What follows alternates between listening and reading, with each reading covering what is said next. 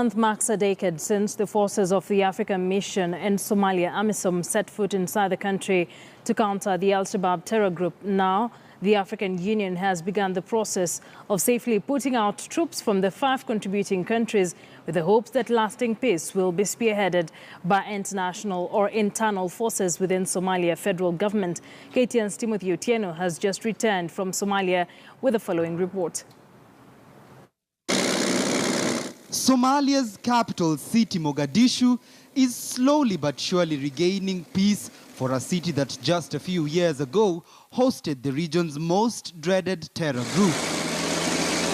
But not until these men and women from the amisom peacekeeping troops set foot inside Somalia back in March 2007 did the battle to redeem a country that underwent 2 decades of civil strife begin. And now the African Union says it's time troops exited the battlefront and went back home to their respective countries.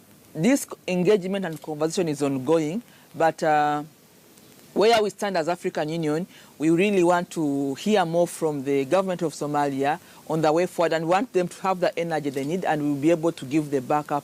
The country, with troops from Kenya, Uganda, Ethiopia, Burundi and Djibouti, has seen more than 7 major towns liberated, including Baidoa, Kismayo, Barawe and Mogadishu. But not without its fair share of casualties. On this day, none other than the chair of the African Union Security Council is in Mogadishu to lay wreaths in honor of the fallen troops of the 10-year peacekeeping process. The war against Al-Shabaab is succeeding. To a very large extent, the backbone of Al-Shabaab has been broken. The number of military casualties remains largely unknown, but some believe it could be ranging to about 10,000 fallen troops over the last decade. The cost of this mission has been high. Even though towns like Mogadishu have less than 10% of its control still under Al-Shabaab's grasp, that has not stopped the group from conducting sporadic attacks within the capital, with the latest one just 3 days ago when a suicide bomber detonated a car bomb near the presidential palace. What you see, those are kicks of a dying horse, and I mean it. That's why they no longer have territories that they control. They have no capacity to push back the SNA and the amisom forces. The city of Mogadishu falls under Sector 1 of the amisom peacekeeping forces that is mostly managed by the Uganda People's Defense Forces, consisting of over 3,000 men and women. Now, using such armored vehicles, they conduct regular patrols both day and night to ensure peace and security within Somalia's capital.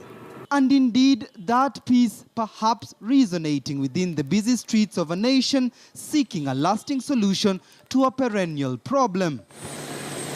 And now, amisom, whose initial mandate was just to spend 6 months inside Somalia, has seen more than 50,000 troops dedicate their lives to restoring sanity along the streets of this country in an exercise costing the African Union and the United Nations more than $10 billion, just over 1 trillion Kenya shillings. The African Union is now projecting that by October 2018, every single foreign soldier will return home, leaving the peace and stability of Somalia to be determined by its over 12.3 million residents.